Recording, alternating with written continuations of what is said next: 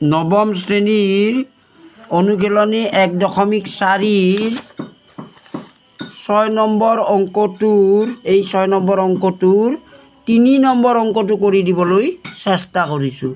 তোমালোকে অলপ চাই লোৱাচোন, চাই লোৱা।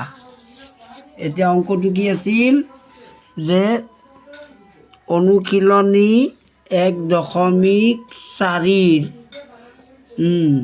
1.4 6 নম্বৰৰ 3 নম্বৰ অংকটো হ'ল 1.27 আৰু 0.13 বাৰ 1.27 পুনঃপুনিক আৰু 0.13 পুনঃপুনিক পৰিমেয় সংখ্যা দুটা যোগ কৰিব লাগে। পৰিমেয় সংখ্যা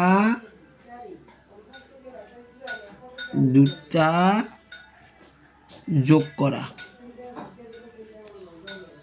অংকটো এইটো চাই লোৱা। 1.27 পুনঃপুনিক যোগ 0.13 পুনঃপুনিক সমান এইটো আমি p/q আৰ্হিত ভগ্নাংশলৈকে আনিম। অৰ্থাৎ এইটো ভগ্নাংশ কৰিলে দশমিকৰ পিছত যিহেতু দুটা আছে অংক, গতিকে 100 লিখিবা। তাৰ পৰা দশমিকৰ পিছত যিহেতু এটা অপুনঃপুনিক অংক আছে, গতিকে 10 বিয়োগ কৰিবা। ওপৰত লিখিবা দশমিক আৰু পুনঃপুনিক নাই বুলি লৈ ধৰি 127 বিয়োগ অপুনঃপুনিক আছে 1 আৰু 2, অৰ্থাৎ দুটা 1 2 12 বিয়োগ কৰিবা। যোগ ইয়াত কি কৰিবা, দশমিকৰ পিছত দুটা আছে, গতিকে 100 লিখা বিয়োগ দশমিকৰ পিছত এটা অপুনঃপুনিক আছে, গতিকে 10 বিয়োগ কৰা। আৰু ওপৰত দশমিক আৰু পুনঃপুনিক নাই বুলি 13 লিখা। লিখি কি বিয়োগ কৰিবা, অপুনঃপুনিক এটা আছে 1, এইটো বিয়োগ কৰিবা। এতিয়া চোৱা 100ৰ পৰা 10 বিয়োগ কৰা 90 আৰু 127ৰ পৰা 12 গ'লে 7 2 গ'লে 5, 2 1 গ'লে 1 আৰু 1 যোগ 100ৰ পৰা 10 বিয়োগ কৰিলে 90, 13ৰ পৰা 1 বিয়োগ কৰিলে 12। এতিয়া চোৱা এই 90 আৰু এই 90 লসাগুটো 90 হ'ব।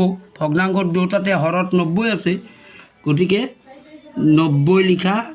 ওপৰত 115 যোগ 12 যোগ কৰিলে কিমান হ'ব, 90 5 2 7 1 1 2 1।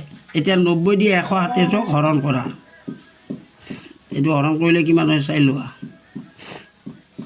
90 দি 127ক প্ৰথমে একবাৰ গ'ল, 90 বিয়োগ কৰা 12 9 গ'লে 3, দশমিক দিয়া 0 এটা আহিল।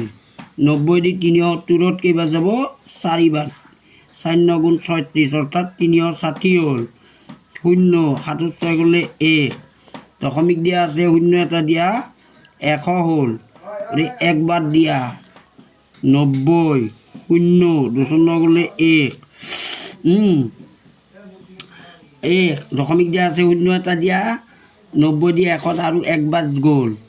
এনেকৈ বাৰে বাৰে কি হ'ব, বাকী 10 হৈ গৈ থাকিব। অৰ্থাৎ 1টো বাৰে বাৰে ওলাই গৈ থাকিব।